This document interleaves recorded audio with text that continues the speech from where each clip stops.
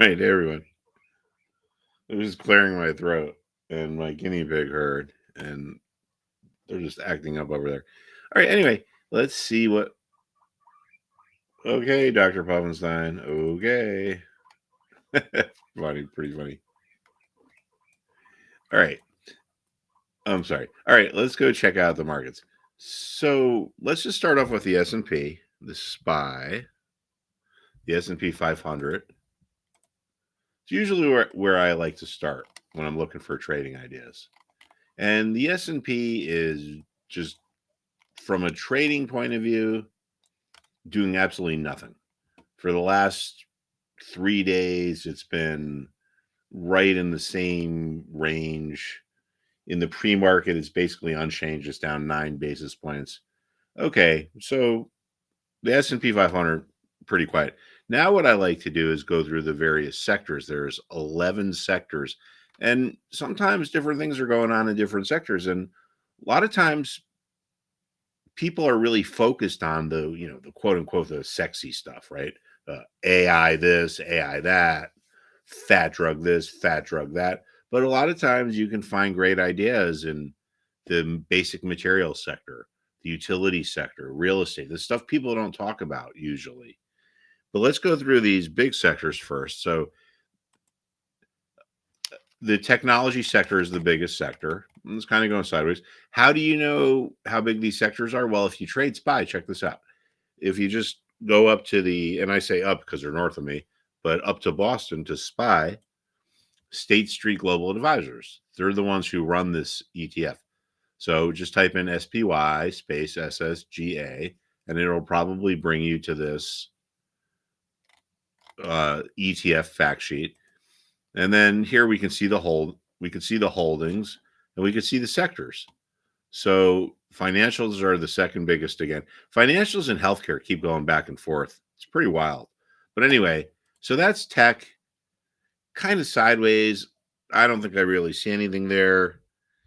Financials, the lower end of its recent range, but I don't really see much there.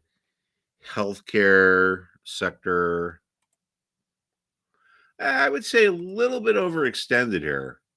So maybe a little bit of a reversal might be in play here. So now, if I want to go see the stocks that are in the sector, I could just do the same thing that I did with SPY XLV, SSGA, and this is the healthcare sector spider. It's a fact sheet too. The healthcare sector spider is an ETF.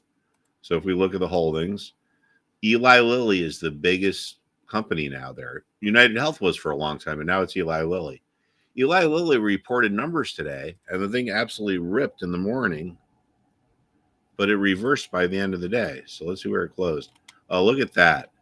All right. So if you're one of my students who listens to me in the morning or in my Benzinga noon class, we talked about if the price is lower, or the closing price is lower than yesterday's closing price, that could be important. That could tell us that a reversal has started. Most volume trades on the opens and the closes. All right. When you want to trade, you got to think about supply and demand. Forget the news, forget what Kramer's saying, forget the media. Think about supply and demand. If you could understand economics 101, you could be a good trader, because when things are in short supply, the markets go up. When things are in short demand, the markets go down, or vice versa. If there's too much demand and not enough supply, they go up. If there's too much supply and not enough demand, or if there's not enough, well, you know what I'm saying. Anyway, so most volume trades at the opens and the closes. So what I was saying today is if Lilly closed below yesterday's closing price, it could be a signal that a reversal has started. Okay. Now, on a blue day, the closing price is the top of the rectangle. The closing price is higher than the opening price. On a red day, the closing price is the bottom part of the rectangle. The closing price is lower than the open, which is the top. Look at where we stopped. Because there's a lot of volume trading on the opens and the closes, There tends to be support and resistance on the opens and the closes, or on the prices that have been open and closes over the past couple of days. Look at how perfect this is here. This thing opened up here to seven, let's call it 742. It dropped friggin' almost $40. But look at where it found support. And this isn't a coincidence. It found support at the same level that was the closing price yesterday, because there's a lot of trading there. There tends to be support. Now, how does this apply to you as a trader? Well, if you understand which price levels are important, you can get a good idea of where things are going to turn or stall out if they're rallying or going lower. And if you know that information, you don't really need to be a super genius to figure out, like, geez, I can figure out, not perfectly, but within the odds of where something is going to turn. That's how you make money. You don't guess. You let the market tell you what to do. Tell that to yourself like 100 times. You should write that down before you go to bed, like 50 times. Let the market tell you what to do. All right, that's Eli Lilly. Let's just move on real quickly here. Consumer discretionary, right in its range, kind of neutral there. The industrial sector moving ahead. I think there might be a trading idea here in Dupont. Check this out. So Dupont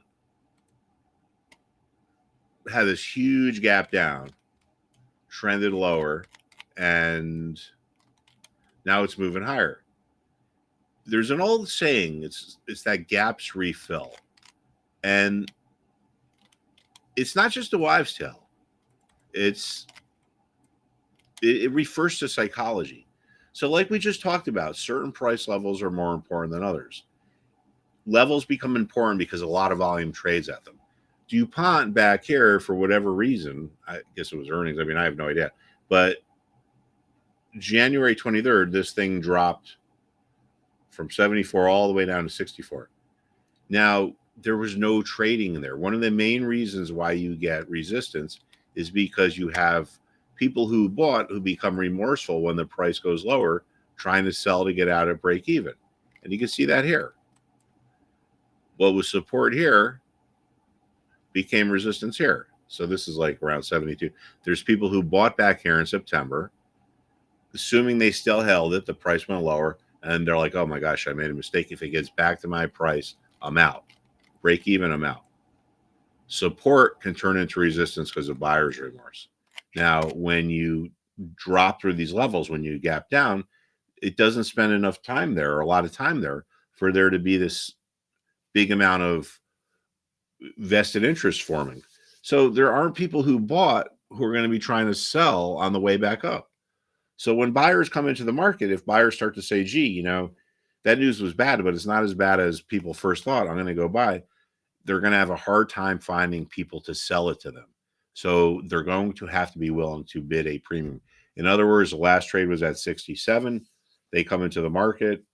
I got a 67 bid for 50,000 shares. The response might be, I'll sell you 50,000 shares, but it's got to be 58. I'm the lowest price in town. Or, yeah. So when the sellers are in control, they just jack the price up. It's like if you're at a concert and you're buying tickets from a scalper. If it's sold out and there's a lot of people buying that want to buy tickets, the scalper is going to raise the price. If the show isn't sold out and people are bailing out because they want to get rid of their tickets, the scalper is going to they're going to accept they're going to take a loss, but they're going to sell at the lowest loss possible, but they're going to try to get out. So the same dynamics that determine how much a concert ticket costs in a parking lot determine what goes on with stock prices or crypto prices, bond prices, any market. All right, everyone. Thank you so much. Please check back in tomorrow. There is a lot going on. There's a lot of opportunities here in the market. For a while there, things were kind of steady, but now things are really starting to freak out, for a lack of a better term. And when things freak out, they move. And when, as traders, we want things to move so we can profit off the freak out, hopefully. All right, everyone. Thank you so much. And I will talk to you soon.